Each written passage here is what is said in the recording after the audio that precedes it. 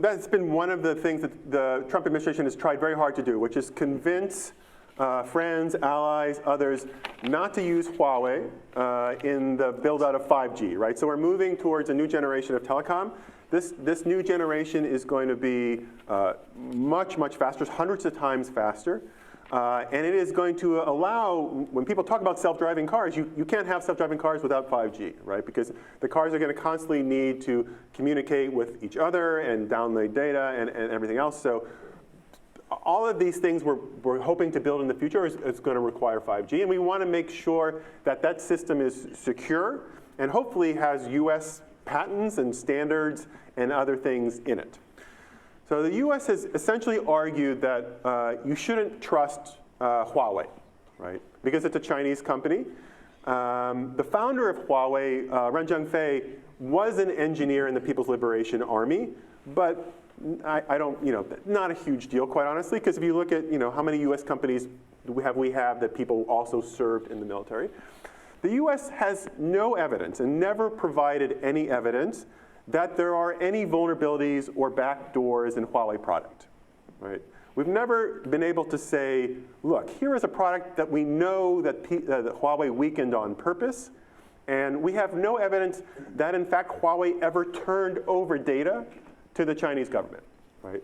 What the US government has done is basically make a two-part argument. One part is that 5G is going to be different than 4G and 3G and how you defend against, secure them.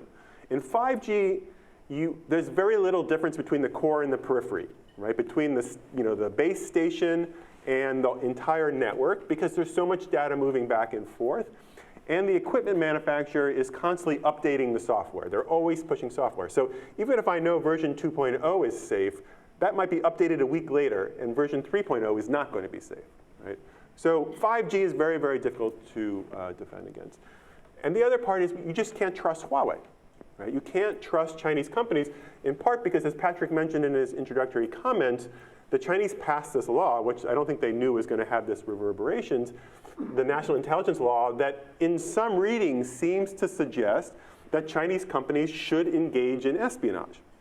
Now, there are plenty of lawyers who say that that's not how it should be read. It's read in different ways. It's more like a see something, say something kind of way, that if Huawei has a responsibility to do that thing. That doesn't really reassure me very much. Chinese law doesn't really reassure me very much, right? Because if the party shows up and says to Huawei, turn over the data, Huawei really does not have a lot of solutions, right? Huawei has constantly in the last couple of weeks said, we don't have to do it, we won't do it.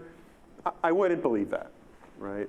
But the fact is that all telecom companies cooperate with their intelligence agencies, right? That's what telecom companies do.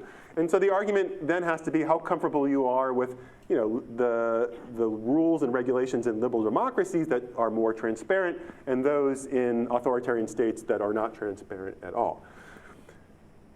US tried to convince our allies and friends not to do it, and this week basically they said, we're not listening, right? We know there's a risk, but we already have Huawei equipment in our infrastructure. And look, there are only 5 suppliers of this equipment right now. Huawei, ZTE, another Chinese company, Nokia, Ericsson, and Samsung, right? So no US companies.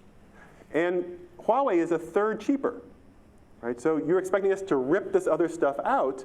Who's going to pay for it, right? So we realize there's a risk, but we think we can manage it in other ways.